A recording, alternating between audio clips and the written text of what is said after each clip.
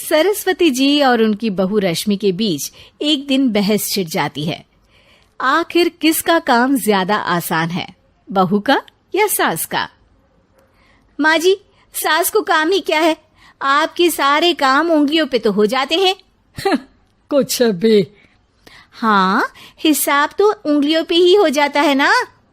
अरे बेटा, ऐसा सिर्फ अभी लगता है। जो मुझे करना पड़ता है ना, वो तुझे करना पड़े तो समझ आएगा कि असली काम का पहाड़ कैसा होता है। ठेले बराबर वजन भी नहीं है आपके काम में, और बात पहाड़ों के वजन की कर रही हैं आप।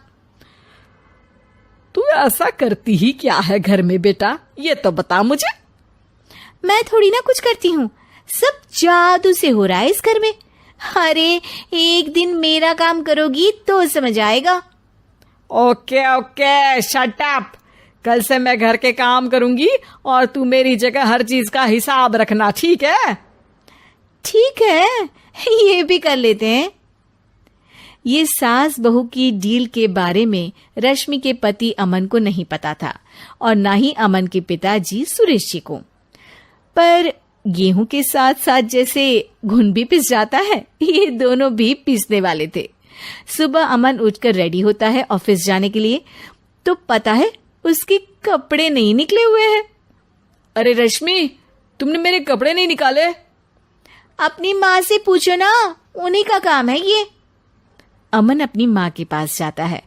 अब मेरे कपड़े आज आप देने वाले हो क्या माँ?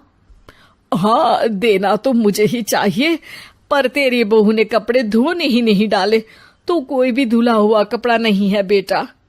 हैं? ऐसा क्यों? कपड़े तो धोने आप ही देते हो ना माँ? अरे बहू ने तुझे बताया नहीं, अब हम अदल बदल गए हैं। मैं अब बहू और तेरी बीवी सास। अमन परेशान हो गया।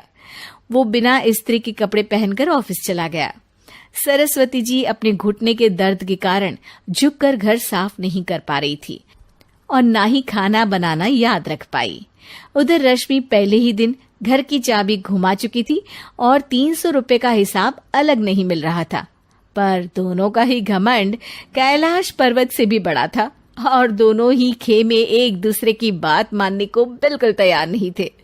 शाम को जब सुरेश जी और अमन खाना खाने बैठते हैं, तो सरस्वती जी उनके सामने गाजर और पपीते लाकर रख देती हैं। अरे माँ, ये क्या है? ख्याली पुलाव के साथ सलाद। माँ जी खाना बनाना भूल गई लगता है। अरे एक एक चमन्नी का हिसाब है मेरे पास, खाना बनाना कैसे भूल जाऊंगी? ये तो मैंने पढ़ा था कि फल फ्रूट खाने से सेहत अच्छी रहती है, इसीलिए ये ले, एक फल खा ले। रात को सुरेश जी और अमन अपनी मीटिंग बिठाते हैं अकेले में। बाबूजी, इनकी लड़ाई के कारण ना हमें ठीक से खाना मिल रहा है, उल्टा घर के सारे काम रुक गए हैं। हाँ बेटा, 2 भैंसों की लड़ाई में बेचारे खेत के पौधों का भी नुकसान हो रहा है। पर पापा, क्या बताऊं आपको, मैंने माँ को इस महीने की 2 तारीख को बिजली के बिल के पैसे दिए थे। आज बिल भरने के लिए मांगने गया तो पता चला कि रश्मि उन पैसों से गैस सिलेंडर ले आई। अच्छा, तो सिलेंडर के पैसों का क्या हुआ? अब सिलेंडर के तो कोई पैसे नहीं थे बाबूजी, हमारे घर पर गैस की पाइपलाइन लगी है ना। बेटा, इन दोनों का कुछ करना पड़ेगा, नहीं तो अपने घमंड के चक्कर में पूरा घर बर्बाद कर डालेंगे ये दोनों। अमन और सुरेश जी काफी सोच विचार के बाद एक निष्कर्ष पर पहुंचते हैं।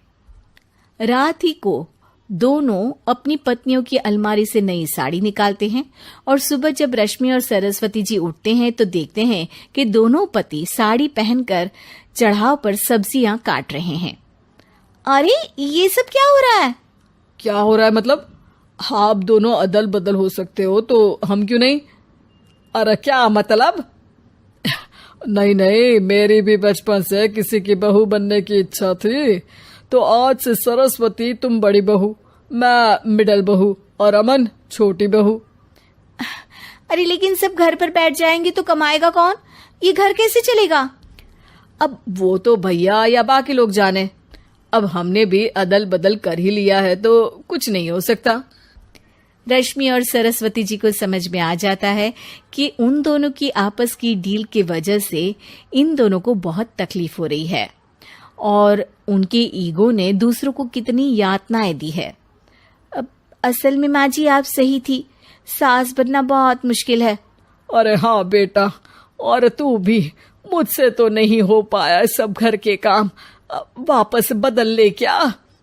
हाँ हाँ बिल्कुल माँ जी, और अब आप दोनों भी बदल लीजिए, कोई आ गया तो आप दोनों को देखकर क्या सोचेगा। अच्छा है, आप दोनों के समझ में ये बात तो आई, मैं फटाक से कपड़े बदल लेता हूँ। अरे रुक जा बेटा, एक फोटो ले लेती हूँ तेरी, मेरी बेटी होती तो तेरे जैसी ही दिखती साड़ी में। और मेरा फोटो नहीं लोगी?